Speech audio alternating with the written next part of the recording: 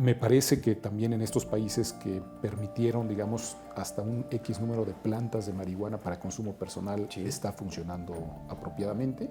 Y por supuesto que la producción para fines medicinales. Yo no veo por qué nuestro Congreso, el Congreso de la Unión, le ha temblado la mano, ¿no?, para avalar la propuesta que hizo el presidente Peña Nieto de que se pueda en México sembrar marihuana, procesar para fines medicinales. ¿Por qué la tenemos que importar de Inglaterra? ¿Por qué niñas como Grace y muchas otras personas que padecen de cuadros de epilepsia y de este tipo de enfermedades tienen que pagar los costos altísimos para importar esta medicina hecha a base de marihuana, de cannabis, desde Inglaterra? ¿Por qué no la industria farmacéutica nacional la podría producir a costos más bajos?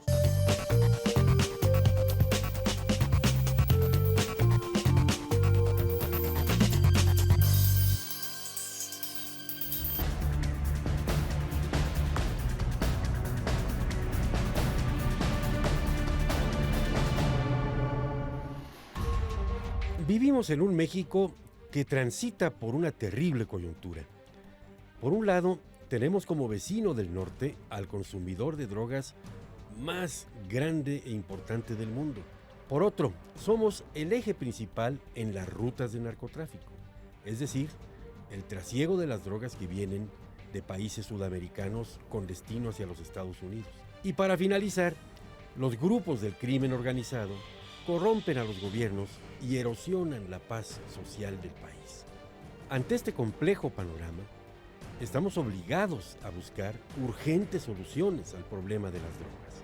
Y por fortuna, existen especialistas como Jorge Díaz Cuervo que han ido al fondo de este asunto y que a través del análisis objetivo de esta realidad nos ofrecen estrategias novedosas, originales, para escapar de la vorágine en la cual ha caído nuestro nuevo México. Mira, Estados Unidos claramente ha exhibido, digamos, mucha hipocresía, esquizofrenia tal vez, en la manera en que aborda el tema de las drogas. Porque como todos sabemos, en su federalismo están prohibidas a nivel federal, pero los estados, ya más de 25 estados, sí, para fines medicinales han legalizado la marihuana, 4 para fines recreativos. Y entonces tienen esta... Y la federación se hace de la vista gorda, ¿no? Bueno, y ha tenido, por ejemplo, recientemente se aprobó en el Congreso de Estados Unidos una ley para que los bancos pudieran recibir depósitos y abrir cuentas de cheques a empresas que hoy ya se dedican legalmente al negocio de la marihuana, sí, para fines recreativos. Entonces, claro, ¿qué pasaba? Que estos negocios que además están creciendo muy rápido, están siendo buenos negocios en estos 4 estados, y que siembran, procesan y venden marihuana para fines recreativos, pues llegaban al banco a querer abrir su cuenta y le decían, no, no puedo porque me van a acusar a mi banco de lavado de dinero. Sí. Y bueno, tuvo que legislar el Congreso de Estados Unidos apenas hace un par de meses para que en aquellos estados en donde estuviera permitido el negocio de la marihuana se pudieran abrir cuentas bancarias y se pudiera dar el tratamiento como cualquier otro negocio. Ahora en noviembre, 10 estados más de la Unión Americana van a votar para ver si también ya se puede vender y comerciar marihuana para fines recreativos. Dentro de esos 10 estados son 2 más que hacen frontera con México, California y Arizona. De tal manera que vamos a terminar muy probablemente este año con que 3 de los 4 estados con los que hacemos frontera, es decir, todos excepto Texas, va a haber un mercado legal de marihuana. Y nosotros acá todavía... Un negocio lícito. Sí. Y déjame ponerlo de manera dramática, Jorge, y nosotros acá matándonos. Matándonos sí, para que no llegue. Ahora, ese es un problema que tenemos. Yo creo que México tiene que quitarse prejuicios, telarañas y entrar a un proceso de regulación del mercado de la marihuana, que por mucho es el eslabón más débil del sistema prohibicionista. La tasa, el índice de adicción que puede generar la marihuana es muy inferior a la del alcohol y al del tabaco. Para ponerlo en números, el 30% de las personas que consumen tabaco corren el riesgo de desarrollar una adicción, el 14% en el caso del alcohol y solo el 8-9% en el caso de la marihuana. No estamos alentando el uso tampoco. No, pero es importante saberlo. Porque a veces dicen, es que estos están ya de plano pasándose del prohibicionismo a alentar. No. Por supuesto que no, pero hay que reconocerlo, no es una sustancia más peligrosa que el alcohol o que el tabaco. Somos ya el tercer productor del mundo de amapola. El problema es que nuestra amapola se va toda al mercado clandestino de heroína de Estados Unidos. Hay, como decía yo anteriormente, hay 9 países que la siembran y la producen legalmente para fines medicinales. España es uno de ellos. Francia es el mayor productor de goma de opio para fines medicinales. Tienen 10,000 hectáreas sembradas en Francia de amapola perfectamente cuidada y perfectamente legal. ¿Por qué no pensar seriamente que el Triángulo Dorado y la Sierra de Guerrero, que son 2 regiones en donde se da muy bien la amapola, pues podamos pensar en el desarrollo de un clúster farmacéutico, ¿no? Para que toda esa amapola, en lugar de seguirla cortando, rociando y quemando, se la arrebatemos al crimen organizado y sirva para generar medicinas, para generar analgésicos.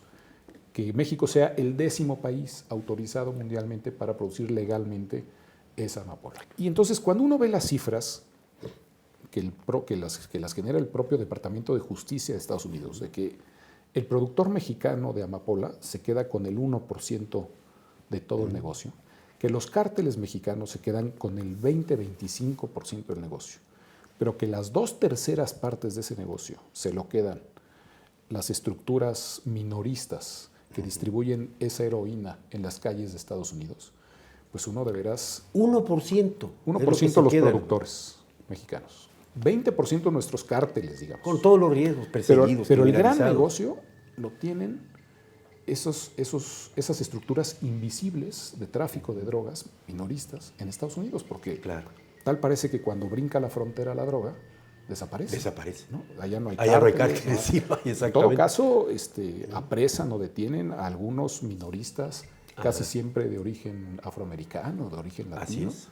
Yo creo que Estados Unidos ya no sabe bien cómo lidiar con esta esquizofrenia, con esta pues con esta mala manera en que ellos mismos han impuesto al mundo entero la gestión de este mercado. Por supuesto que hay intereses detrás, como la industria armamentista, como la industria farmacéutica, como todas las agencias públicas, burocráticas que se han creado para combatir a las drogas, que quieren que esto continúe. Yo lo que creo es que una sociedad moderna, inteligente, juiciosa, informada, garante de los derechos humanos, ¿no? Y de las libertades que todos tenemos para vivir a plenitud, debería de ofrecernos información, de prevenirnos de los riesgos que el abuso de ciertas sustancias nos puede generar, pero no prohibir. Así es. No prohibir, porque prohibir lo único que genera es mercado clandestino, poder y potencia la violencia y el crimen organizado, y no resuelve el problema de quienes, aún estando prohibido, van a consumir porque les gusta consumir. Lo van a consumir, exactamente. Entonces, yo no creo ni en el conservadurismo de quedarnos como estamos, porque creo que no está funcionando, ni tampoco creo que en una revolución, en pasar a una legalización o una liberalización absoluta del mercado. Creo que hay que adoptar un reformismo visionario, es decir, un gradualismo bajo el principio de prueba y error, para ir encontrando maneras, mejores maneras, ¿no? Mejores caminos, como digo, para que como seres humanos convivamos con estas sustancias que, como digo, paradójicamente las necesitamos. Necesitamos la amapola, necesitamos la coca, necesitamos la cannabis, y por el otro lado, pues el abuso en el consumo de esas sustancias nos puede generar un daño a las... Es la paradoja. Nos hacen bien, pero también si abusamos de ellas. Como todos. Y yo creo que ahí es donde yo digamos, concluyo y resumo mis alegatos en este libro. Dejemos de preocuparnos por responder a la pregunta de por qué o para qué consumen las personas drogas ilegales. Y mejor preguntémonos dónde las consumen, cómo las consumen y qué consumen, desde una perspectiva de salud pública y de seguridad. Es decir, si en lugar de preocuparnos por erradicar, ¿no?, estas sustancias, nos preocupamos por prevenir consumos problemáticos de estas sustancias, creo que vamos a estar dando un viraje poniendo por delante la salud de las personas y no la criminalización de ciertas conductas que nos pueden gustar o no, pero pues si no le hacen daño a terceros, creo que las personas están en su derecho, ¿no?, a sentirse bien, ya sea con alcohol, con tabaco o con alguna de estas sustancias. Insisto, hasta en tanto no dañen a terceros y hasta en tanto no se dañen ellos mismos. Y ahí es donde creo que se pueden encontrar nuevas alternativas. La medicina tradicional, en el caso de México, sobre todo asociada a la marihuana, pues es ancestral. Yo recuerdo... Hombre, allá en mi pueblo, en Tierra Caliente, el alcohol con marihuana para la reuma y... ¿sí? Y lo mismo pasa con los opiáceos en China y en la India, o en los países andinos con la coca. Hay cantidad de aplicaciones tradicionales, medicinales, que han prácticamente muerto, que se han olvidado, porque seguirlas practicando lo coloca uno del lado del crimen, ¿no? Claro. Esto en perjuicio del derecho a la salud de muchas personas, es decir, millones de personas que podrían aliviarse un dolor, ¿no?, masticando hoja de coca o preparando caseramente algún opiáceo, o las reumas con la marihuana, con alcohol. Pues no, tienen que ir a la farmacia a comprar medicinas que a veces están fuera del alcance del bolsillo de la mayoría de las personas.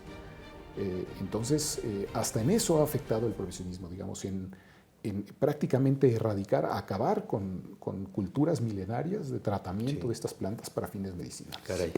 Jorge Carlos Díaz Cuervo, es un asunto tan complejo como pues difícil de tratar. Qué bueno que está dejando de ser tabú.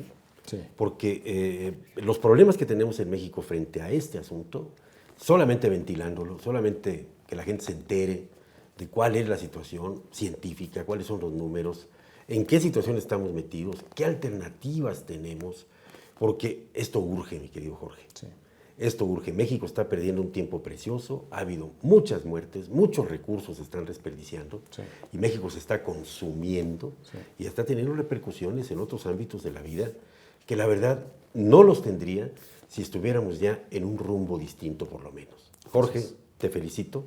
Gracias. Y qué buena conversación para que este nuevo México se entere del problema de las drogas y qué caminos hay para su despenalización o legalización. Muchas gracias. La moneda ya está en el aire y la decisión es ahora obligación nuestra. ¿Seguiremos con la prohibición de las drogas o buscaremos nuevos paradigmas para México? Para saber la respuesta, no hay que ir muy lejos. Estados de la Unión Americana y países como Portugal y Uruguay ya experimentan con nuevas estrategias y con resultados altamente positivos. Y mientras tanto, aquí seguimos nosotros empantanados en viejos modelos de pensamiento. Quizá ya sea el momento de hablar claro y sin tapujos, de ver los datos reales y las experiencias positivas de otras sociedades. Porque solo así, tomando acciones decisivas, podemos ir creando un mejor y más seguro nuevo México.